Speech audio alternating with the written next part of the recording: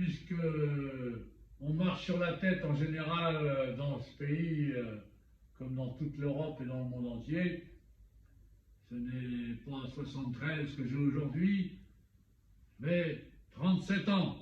Comme disait George Orwell, comment la guerre c'est la paix, la liberté c'est l'esclavage et l'ignorance c'est la force. On pourra rajouter être africain c'est être européen, et comme tout, comme on marche sur la tête, et être chinois c'est être du 13e arrondissement.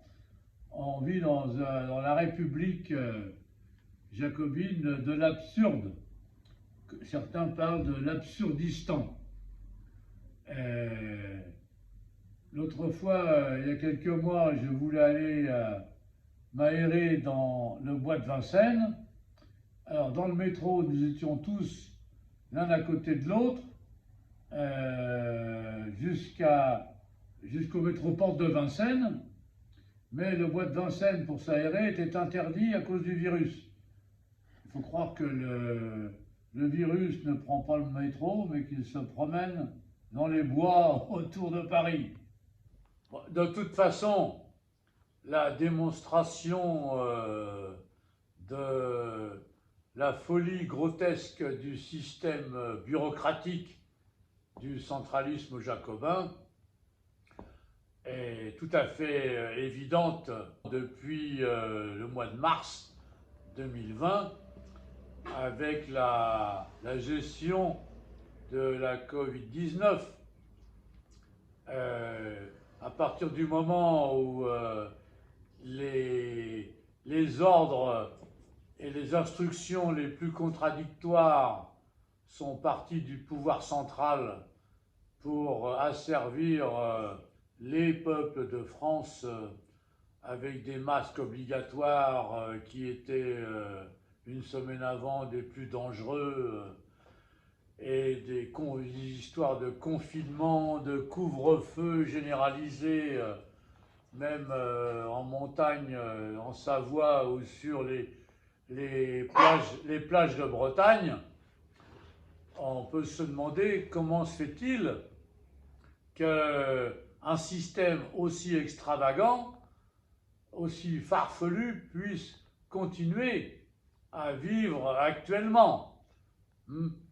Il est bien évident que les États-régions seraient bien plus compétents pour gérer leurs affaires internes, comme il en est question avec cette épidémie.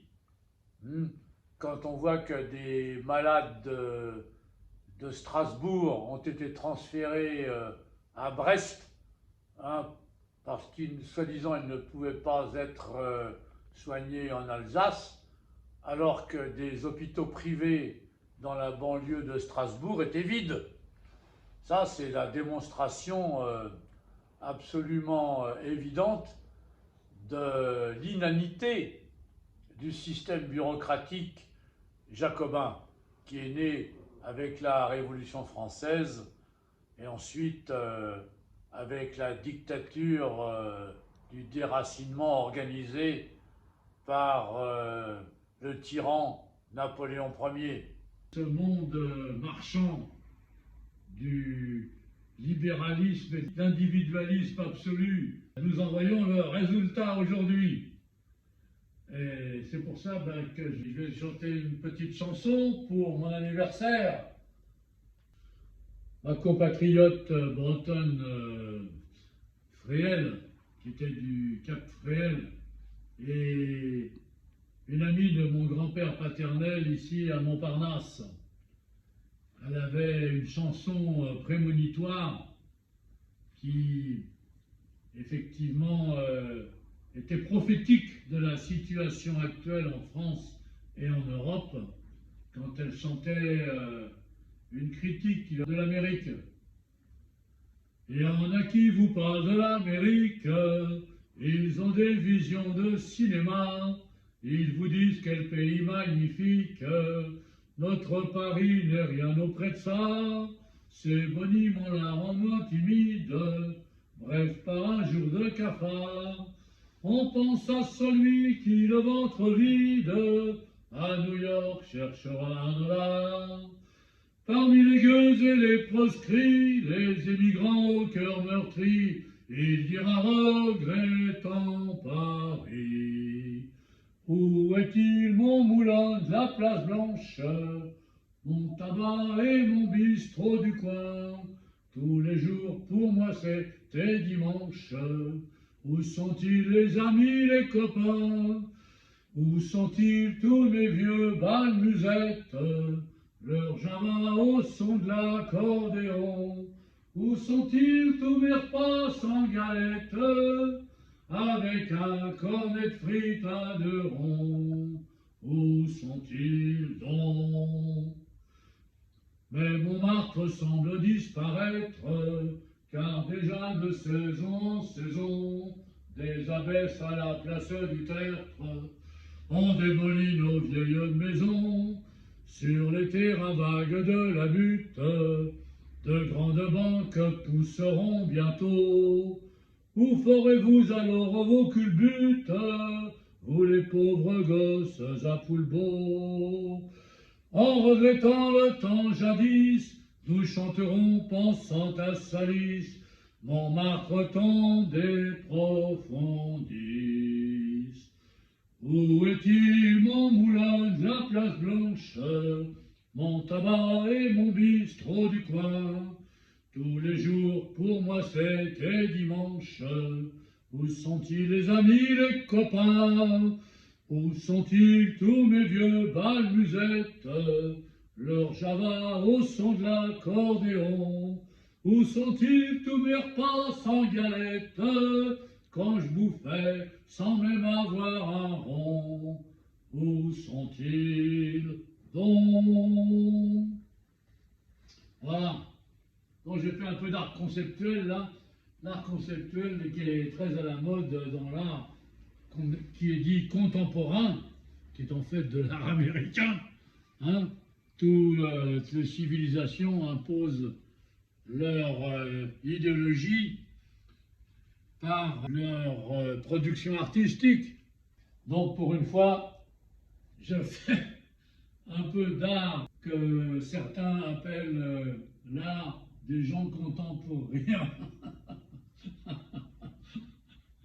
Donc j'en profite pour montrer mon totem, même dans l'astrologie chinoise, donc mon totem de l'Orient à l'Occident, puisque ce sanglier breton, Urquez, hein, que j'ai ramené de Bretagne, est mon porte-bonheur et mon effigie ici à Kervreis, qui est un lieu de combat, une association de combattants, hein, et qui n'est pas très pro-américaine, comme vous l'avez compris, mais plutôt pro-armoricaine. Et par exemple, mon ami Sadek de Montparnasse, qui lui est d'origine marocaine, et en tant que Marocain, il est un fidèle camarade des armoricains, c'est-à-dire des Bretons. Hein, toi, tu es de Montparnasse aussi. Oui, j'aime bien ce quartier. Ouais. Hein, Je vais souvent, j'aime bien. Ouais. et on s'entend bien, nous. Oui, content. Entre copains, oui. Entre copains, oui. Entre copains armoricains et marocains. Et toi, tu es d'où? Tu es de Oujda. De Oujda, oui. Oujda, oui. Et moi, je suis du Paris 13e. C'est-à-dire que selon le droit du sol, je suis chinois. Ben, ça, c'est autre chose. Ici, nous sommes pour le communautarisme breton contre l'individualisme du libéralisme américain, qu'on peut appeler aussi le pognonisme, la religion du pognon. Hein, moi, je ne vais pas faire un trop grand discours là-dessus, mais on pourra trouver d'autres vidéos à ce sujet. Donc, pour mon anniversaire, mon totem est sur un vélo, car il est le symbole sur sa bicyclette qu'il ne faut jamais s'arrêter pour ne pas tomber et garder l'équilibre toute sa vie au fil des ans, car l'âge n'existe pas pour nous, nous le laissons pour les bonnes bouteilles de vin. Car le vin, effectivement, lui, a du mérite de vieillir car il se bonifie. D'Orient jusqu'en Occident, le sanglier breton nous montre ses dents, car on dit aussi en Bretagne que le bon soldat doit être à l'attaque comme le loup, à la fuite comme le lévrier et à la défense comme le sanglier. Parce que la défense du sanglier, c'est quelque chose d'assez impressionnant. Oui, Kervreis continue depuis 1936 et nous sommes en l'an 2020. Donc je suis assez fier de présider cette association depuis 35 ans, qui a été fondée par Yann Fouéré juste avant la dernière guerre mondiale. Yann Fouéré, qui était un docteur en droit, juriste, qui a servi l'État français, mais qui était autonomiste. Il était pour une république fédérale française. Et donc ici à Kervreis, nous continuons sur sa route. Et Yann Fouéré, qui fut mon patron, est mort à Saint-Brieuc à 101 ans.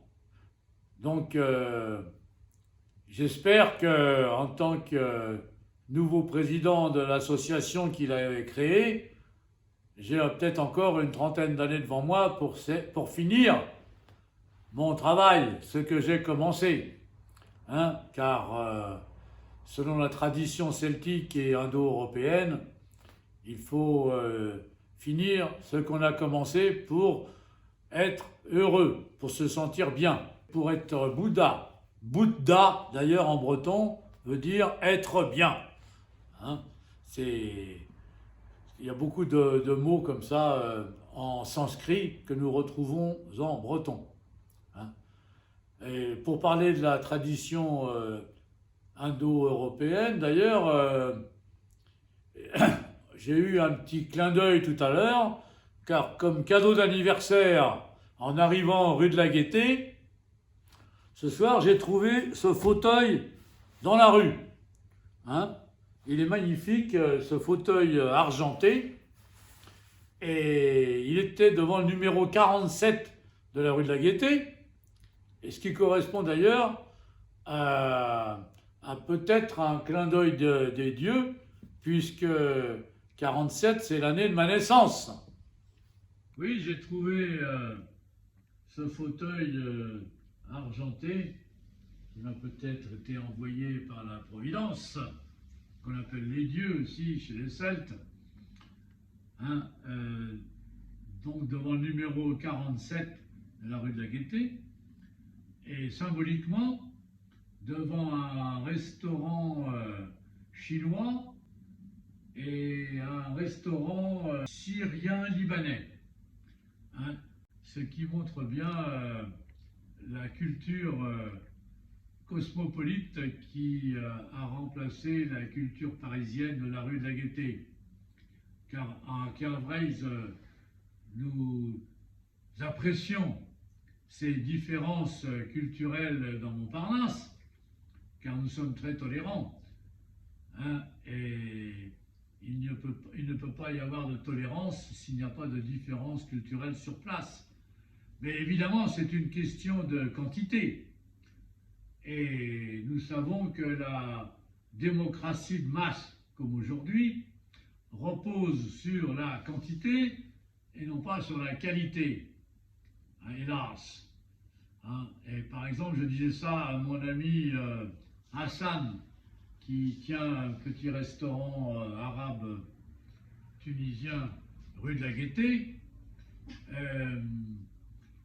Il est tout seul rue de la Gaîté, et je lui disais, mais c'est bien, le problème, c'est quand il y en a 10, 10 restaurants arabes dans le même espace de 100 ou 200 mètres de différence. Ben écoute, je te félicite pour ton anniversaire et un bon anniversaire, et longue vie avec beaucoup de santé. De 73 ans quand même. Ah ben c'est pas beaucoup, hein. Chez nous les Arabes, il y en a qui vivent jusqu'à 100 ans et il fait sa vie correctement. Hein. Et moi, le président de mon association, là, Oui. que je dirige maintenant, Oui. il a vécu 101 ans. Moi, mon grand-père, il est à 98 ans. Ah oui. Et très bien, Et toi, Hassan, ça fait combien de temps qu'on se connaît, nous? 36 ans. 36 ans. Oui. Et on est toujours Depuis copains. toujours. On s'est engueulé souvent quand même. Ben oui, ben c'est les amis, ça. Si on ne se gueule pas, ça veut dire qu'on est la même chose, on n'est pas la même chose. Et Carvez, tu connais depuis aussi de... Bien sûr, je connais bien la maman de ta fille, c'est une grande dame que je respecte beaucoup, c'est une belle femme en plus. Je te connais tout jeune, je connais la femme qui est avec toi maintenant, qui est très gentille d'ailleurs, très respectable. Et nous, entre catholiques et musulmans, on s'entend très bien. Moi, j'ai pas de problème, chacun sa religion, c'est ça le vrai respect, chacun sa religion. Donc tu es pour le droit à la différence. Bien sûr, Voilà. 100%. Où est le problème? Et rue de la Gaîté, on s'entend très bien. Oui, mais quand il n'y a pas beaucoup de Chinois, maintenant c'est dominé par les Chinois. Maintenant, beaucoup, c'est pas bon. 1, 2, ça va, mais beaucoup, ça déborde. C'est ce qu'il faut, c'est la qualité, et non pas la quantité. La quantité, ça tue la qualité. Voilà. Ça fait combien de temps que tu es dans le quartier, toi? Depuis 1992. Hein. 92? Ouais. Ah oui, 92, ouais, ça fait donc... ça fait 28 ans, quoi. C'est pas mal. 28 Ça ans. va vite. Hein. Ouais. Ça va très vite. Non, parce que j'étais en train de parler justement de la quantité et de la qualité. Parce que toi, tu es un camarade de qualité. Et comment on appelle ça, le vivre ensemble, ça repose sur la quantité. Si on est trop nombreux, eh ben ça déborde d'un côté ou ça déborde de l'autre. Ça doit faire la part des choses aussi. Ouais. Voilà, c'est une question d'équilibre et d'harmonie des différences. Qu'est-ce que tu en penses? L'harmonie des différences. Bon, je crois que c'est un quartier où tout le monde a sa place. Hein. On est dans un quartier où tout le monde a sa place. Voilà. Voilà, c'est-à-dire que chacun a sa place et une place pour chacun. Tout le monde a sa place, je crois. Oui, c'est un quartier où tout le monde a sa place, tout le monde peut s'exprime à sa façon. Et... Voilà. Hein? Non, c'est Montparnasse. C'est mon point de vue. En plus, c'est un quartier où avant c'était un quartier des rêveurs, non? Des artistes. Oui, c'était un quartier, avant c'était un quartier des rêveurs, avant c'était ça. Hein? Mais dans la vie, tout commence par un rêve. Ben oui. Tout ce qui est grand commence par un rêve. Hein? Mais avant que le quartier soit bourgeoisie comme ça, et avant c'était un quartier où les gens, c'était des loyers modérés, c'était des loyers pas chers. C'est pour ça que les artistes et tous les artistes venaient ici, s'installer ici. Oui, ça c'était dans les années 20, 30, Oui. et même avant la guerre de 14. D'ailleurs, presque tous les grands artistes sont passés par là. Ici, c'était des ateliers qui avaient en bois. Oui. Ouais. Parce que tous les grands artistes qui existaient sont passés par Montparnasse. Ah oui, mon grand-père, par exemple, a connu Henry Miller, l'écrivain américain, là, ici à la Terrasse de la Liberté, et le peintre Maillot, qui était le père de l'écrivain Maniarakis, Jean-Gilles. Moi, j'aime beaucoup Hemingway, il est passé dans le quartier. Ah oui, c'est un habitué, lui, Le Falstaff, là. La rue de Montparnasse. du boulevard, là, de la Coupole. Oui, et même la rue de Montparnasse, là, c'est là où il a fait son fameux combat de boxe. Ah, Le Falstaff. ah, t'as appris des choses, toi. Comme toi aussi, hein. Oui, Ouais. ça c'est sympa, ça, Alex. J'aime beaucoup Hemingway, c'est pour cela. Ah oui? Oui. Mais t'as vu ça dans Paris est une fête, non? Paris, oui. Paris est une fête, c'est Paris, écrit. ouais. Et c'est un collectionneur de mes peintures. Ouais. Pour trinquer. Ça se dit. Comment tu dis? On dit, ah, ça, je t'ai galé. Allez, Allez, Yahmat. Hein? Et comment? Et quoi? Bon, en breton, on dit Yahmat. Allez, ça, allez. Et bon anniversaire. Bon anniversaire. Comment? سنة سعيدة. allez, سنة سعيدة. كل عام وأنتم بخير. Je vois ce que c'est dire. Ici, on parle breton et arabe. C'est bien. Parce qu'on parle, nous, ici, du droit à la différence. Ah oui. Voilà. Ben, heureusement qu'on est tous, on n'est pas nous, sur Terre, on n'est pas tous pareils. Heureusement qu'on est différents. Heureusement qu'il y a de la différence sur Terre. S'il n'y a pas de différence sur Terre, si on est tous pareils, on parle tous la même langue, on fait toute la même chose, qu'est-ce que ça va être la vie? Ben, c'est ça qu'ils veulent faire, les Américains. Les banquiers. Moi, je trouve ça des... Ils veulent tous uniformiser. Ben, moi, je suis contre l'uniformité, mais... Tous à boire du Coca-Cola et à manger des McDo. Heureusement qu'il y a la différence sur Terre. Heureusement. Ben, c'est ça la richesse. Hein? Oui. C'est la richesse. C'est un jardin, s'il n'y a que des poireaux dedans, tu finis. Là, c'est à la fin, non? Hein? Oui, un jardin potager, c'est des légumes différents. Ben oui. C'est ce qui fait la richesse. Ben oui. Allez, pour la différence, allez. Voilà. Yermat. Et Ahmad, c'est en breton. Soyez en bonne santé. Bonne santé, Ahmad. Ahmad, c'est la santé. Mat. Non, mat, c'est bon. Ahmad, c'est bon. Santé, c'est Yahi. La couleur argent, comme ça, comme cette couleur du fauteuil là, est celle donc des hommes d'argent, qu'on appelle dans la tradition indo-européenne les chevaliers, les disciples de leurs supérieurs, les hommes d'or, qui sont les druides, les philosophes. Druide étant philosophe en langue celtique, ou les brahmanes, qui ont le souffle de l'esprit en sanskrit. Les chevaliers, disciples étant les kshatriyas.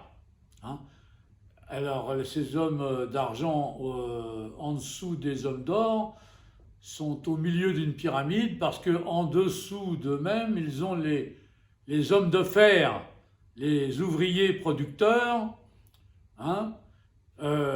qui sont les Shudras. Et à côté d'eux se trouvent les commerçants, artistes et artisans, disons profession libérale maintenant, qui sont les Vaishyas et qui sont les hommes de cuivre. Voilà pour la hiérarchie que nous respectons ici à Kervreis, dans la tradition celtique qui nous vient de la tradition indo-européenne, que nous affectionnons particulièrement, car nous sommes très critiques par rapport au monde marchand bourgeois.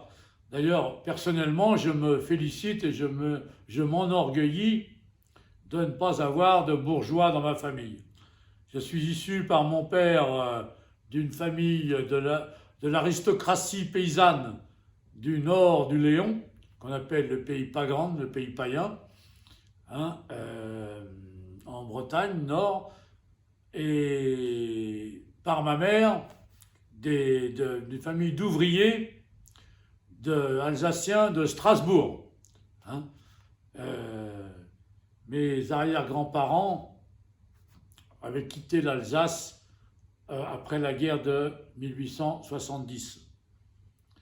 Voilà pour ma généalogie personnelle, à côté de celle de l'association qui donne un sens à ma vie, c'est-à-dire Kervreis, au service de Breis, car les chevaliers ne se servent pas, mais ils sont au service d'un idéal transcendant la vie ordinaire matérielle.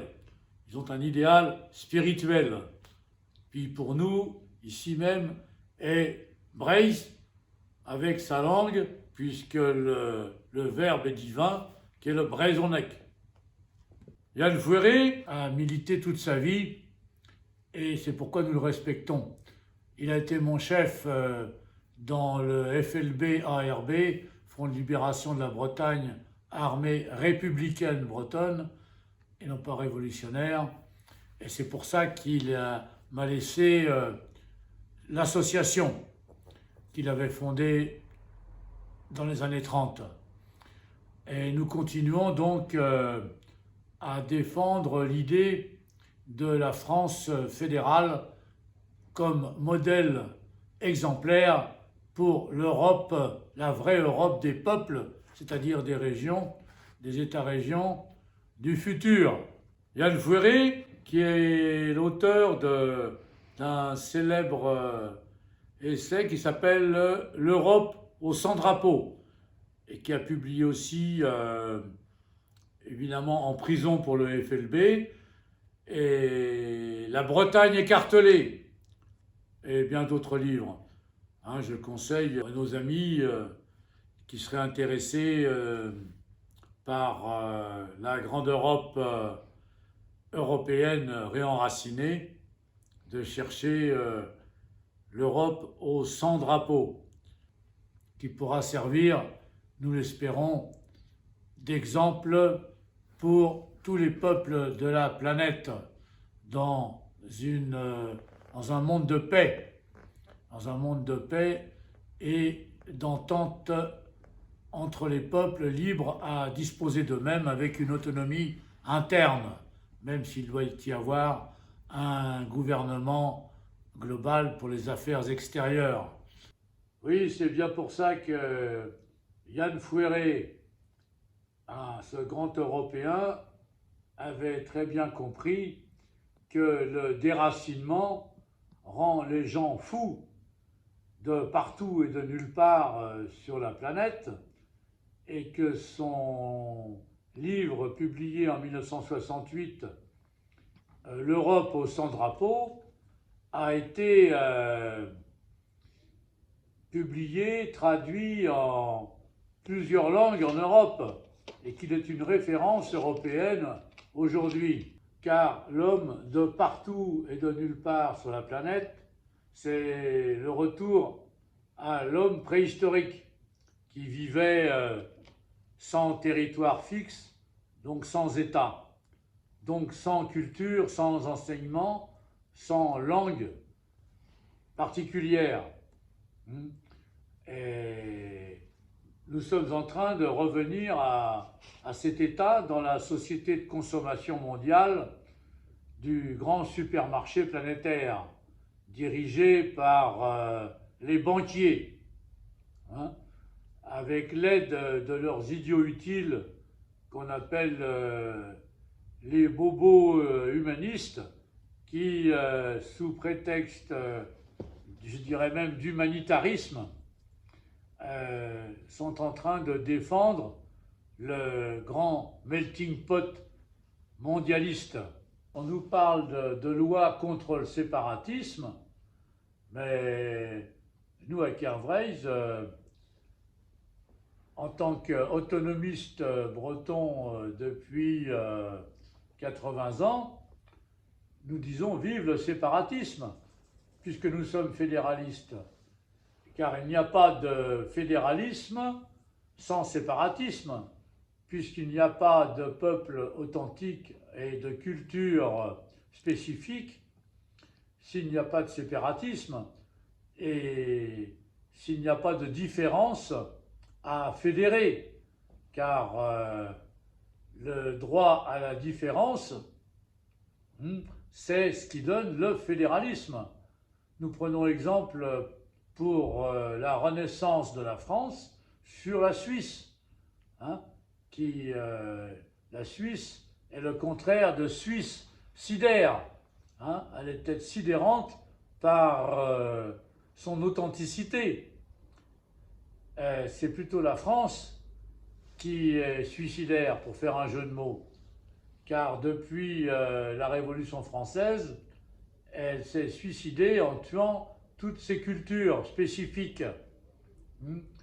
Et en Suisse, par exemple, il y a des cantons de culture allemande, des cantons de culture italienne et des cantons de culture française. Il y a une entente parfaite entre les cantons ruraux et les cantons urbains, comme le canton de Vaud ou le canton de Genève, qui sont très différents, mais qui s'entendent très bien dans une harmonie symphonique.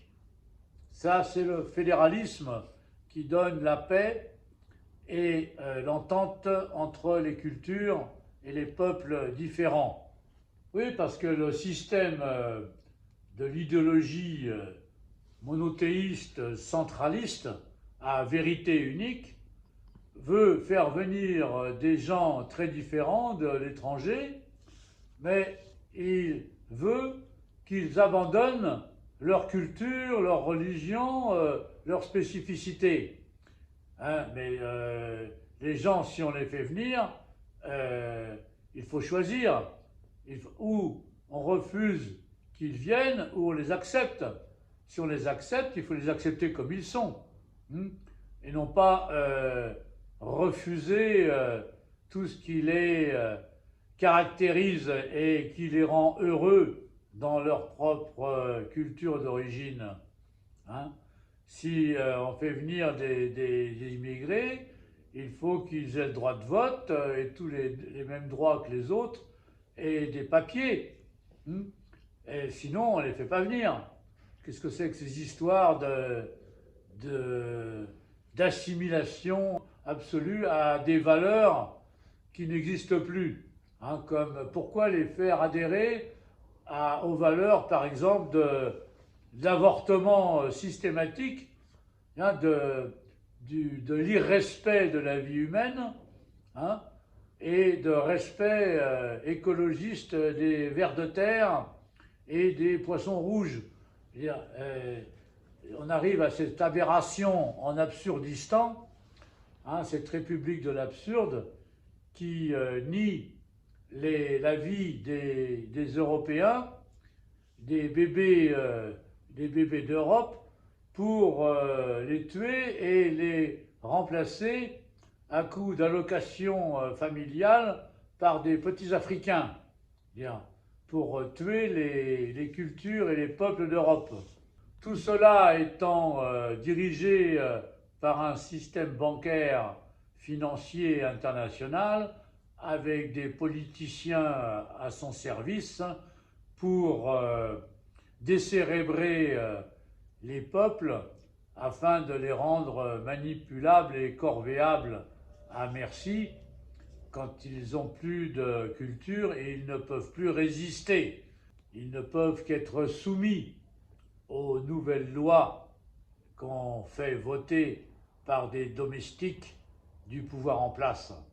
Mais l'histoire, c'est long et c'est cyclique. La roue tourne.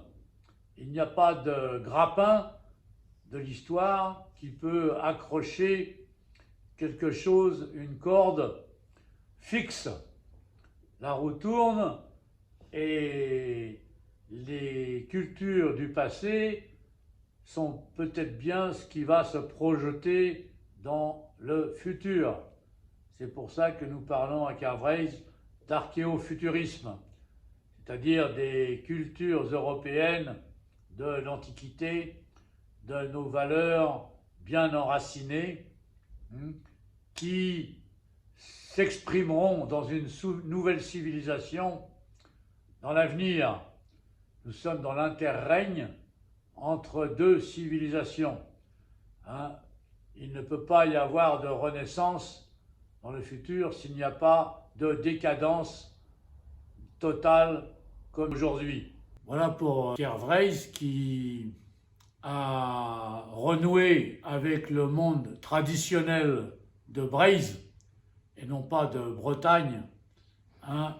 Bretagne étant Breizh soumise, Breizh provincialisée, Breizh comme province française, alors que Breizh a vocation à être une région nationale de la grande Europe impériale, que nous espérons de Brest à Vladivostok, dans une superpuissance qui devrait montrer la vocation d'une planète rééquilibrée sur le plan des énergies, sur le plan écologique, dans le respect du droit des peuples à disposer d'eux-mêmes. Donc, Pierre Vreys survit donc à Paris, ici à Montparnasse, boulevard Edgar Quinet, et nous restons des observateurs parce que nous avons une vocation artistique, surtout, et non pas politique, au sens politicien du terme. Nous avons une vocation artistique, philosophique, hein, et nous nous situons en observateur à l'extérieur de cette société dirigée actuellement par la République jacobine, qui est un système à tuer les peuples. Hein. Nous sommes des observateurs et non pas des acteurs. Hein. C'est pour ça que moi j'ai passé le plus clair de mon temps, de ma vie, à être, comme on dit aujourd'hui, confiné dans mes différents ateliers de peinture et de sculpture. Car nous considérons à Carvreis qu'il vaut mieux créer à l'extérieur de cette République totalitaire, centraliste, il vaut mieux créer l'embryon, les germes de la future société réenracinée, puisque nous considérons que la décadence de la France provoquée par la République centraliste est surtout survenue à la suite du système à déraciner, hein, à créer des départements au lieu de respecter les peuples dans leurs identités différentes, traditionnelles.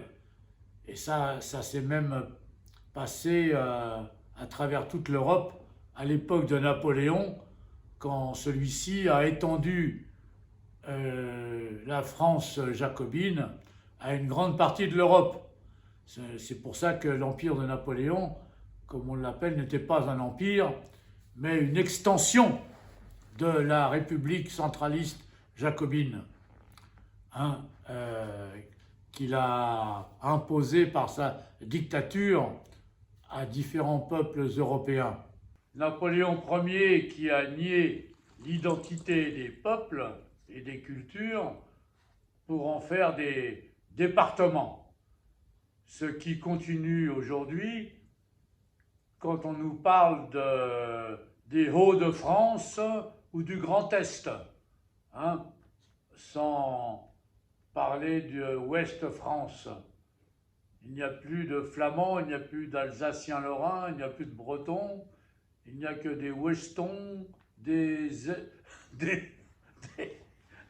Estiens et des Hauts-François. Ils ne savent plus quoi inventer pour araser et niveler par le bas l'existence de ce qui pourrait les déranger. Hein, nos amis, les banquiers de la finance internationale, comme le déclarait notre pauvre François Hollande, qui s'est retrouvé sermonné quand il a osé évoquer cette dictature qu'il était censé combattre. D'ailleurs, ce droit à la différence et ce droit des peuples à disposer d'eux-mêmes, j'en avais parlé brièvement avec le président François Hollande au mois de juillet 2012, après son élection 2 mois avant, en lui faisant remarquer que l'uniformisation du monde était l'œuvre de la finance internationale, qui est un système à tuer les peuples, et il m'avait approuvé. Je lui avais donc fait remarquer à ce moment qu'il faudrait qu'il profite d'être au pouvoir pour engager la réalisation d'une 6e république, une république fédérale française, pour le réenracinement et la renaissance de la France. Il m'a approuvé et s'est dit tout à fait d'accord, mais ce n'était évidemment qu'un accord de principe et de politesse. Bien entendu, il n'en a strictement jamais évoqué l'idée ensuite. Le malheureux a bien été obligé de rester au service de la mafia des banquiers qui dirigent le monde en endettant les États pour les soumettre à leur volonté, uniformisante et satanique. Pendant 5 ans, François Hollande a oublié son cri de guerre dans son fameux discours du Bourget « Mon ennemi, c'est la finance ». Ce qui conduit maintenant à la suite du colonialisme, de l'extension en Afrique de ce système, qui, par retour de flamme, provoque la super immigration dont nous parlons aujourd'hui, tous les jours, avec les événements qui s'en suivent. Cette super immigration qui, quand j'étais enfant, parlait des travailleurs immigrés. Maintenant, on ne parle plus de travailleurs immigrés, on parle d'immigrés tout court, surtout depuis que Chirac, dans le gouvernement de Giscard d'Estaing, dit d'Estaing, avait créé la loi du regroupement familial, afin que les immigrés fassent venir leurs femmes, leurs enfants, leurs cousins, leurs frangins, leurs voisins, etc. Donc maintenant, on ne parle plus même d'assimilation comme à cette époque. On ne parle même plus non plus d'intégration comme dans les années 80-90. On parle du vivre ensemble. On parle du vivre ensemble parce qu'il n'y a pas eu assimilation, il n'y a pas eu d'intégration, donc il y a des peuples différents qui cohabitent l'un à côté de l'autre et qui essayent de vivre ensemble. Et on voit le résultat du vivre ensemble, avec tous les problèmes que ça pose. Ils sont en train de préparer des lois contre le séparatisme. Enfin, nous ne sommes pas ici pour faire une grande critique politique, puisque nous sommes ce soir à Kervreis pour fêter mon anniversaire. Mais je ne peux pas m'empêcher de dire qu'à Kervreis, nous avons eu toujours une fidélité à la société traditionnelle, aristocratique, et populaire.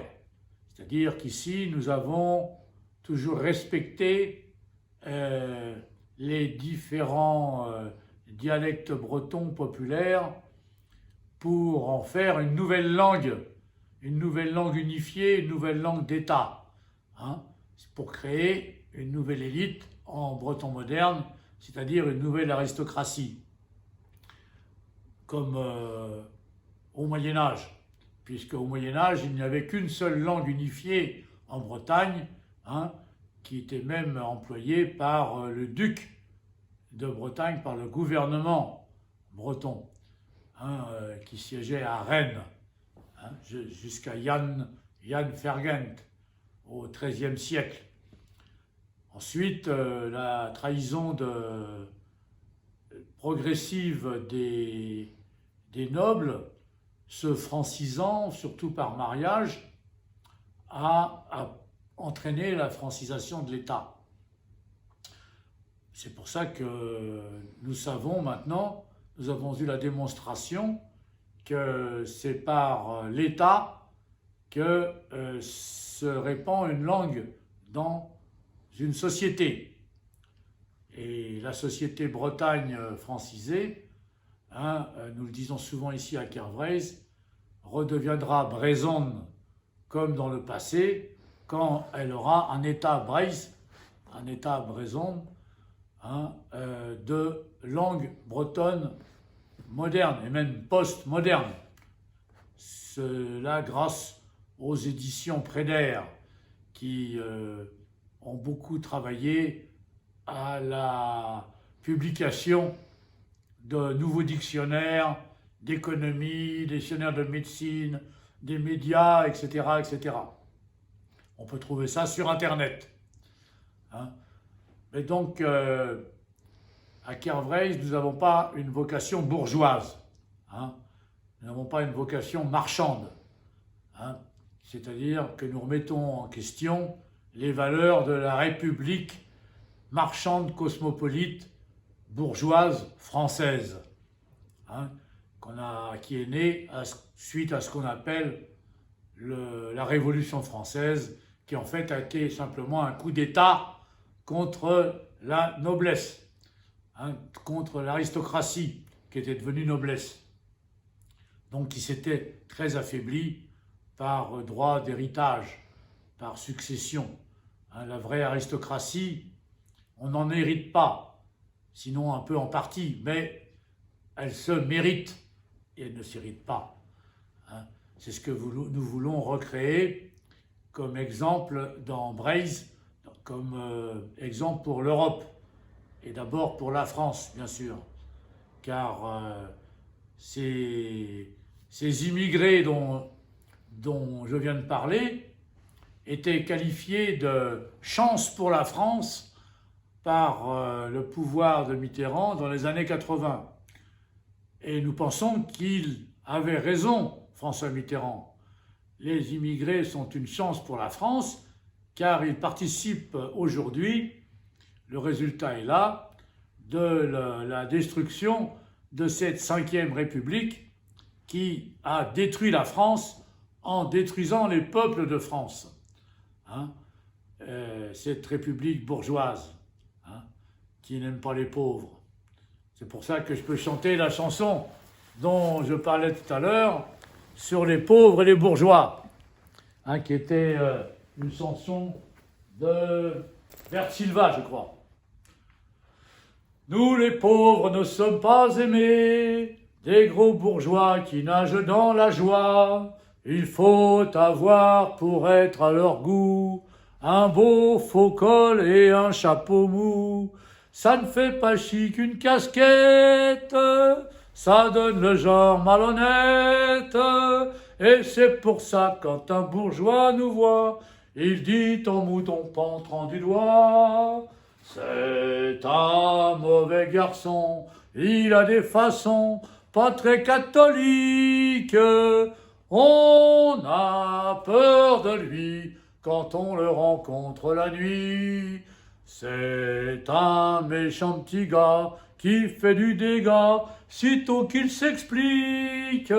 Ça joue du poing de la tête et du chausson, un mauvais garçon.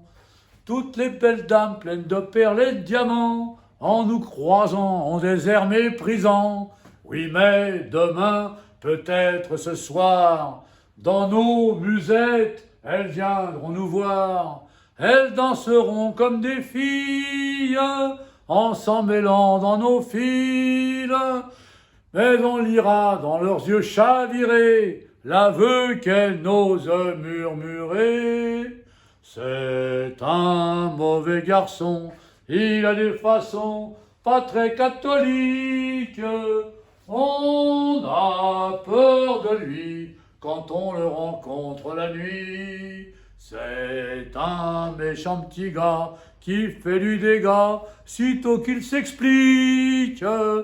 Mais y a pas mieux pour donner le grand frisson qu'un mauvais garçon.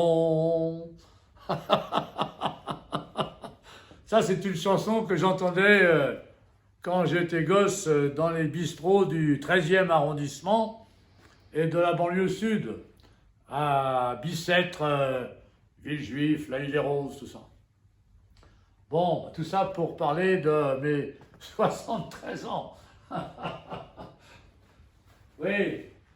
Donc tout à l'heure, j'ai parlé de mon totem, mon sanglier breton, qui m'accompagne depuis longtemps dans mes pérégrinations à Paris. Et là, je l'ai mis dans un vélo, il part de l'avant, il monte la côte. Car le sanglier est un insoumis. C'est un cochon sauvage.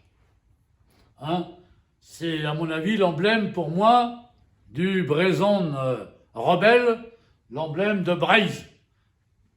C'est-à-dire qu'il remonte la pente. Il remonte la pente hein, avec ténacité, hein, parce qu'on dit que les Bretons ont la tête dure, mais en fait, c'est pas qu'ils sont têtus, c'est qu'ils sont tenaces et persévérants.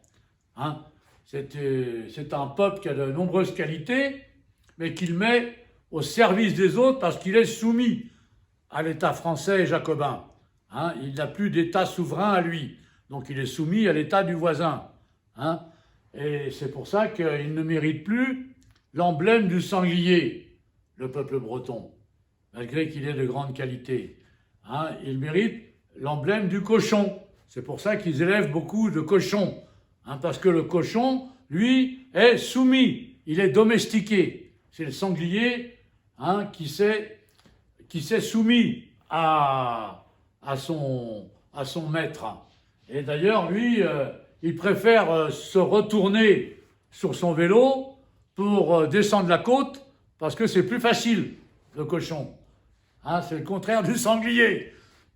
Bon, je dois aussi présenter la mascotte de Kervreich, qui est Choupik, qui assure la sécurité des locaux. Choupik, voilà.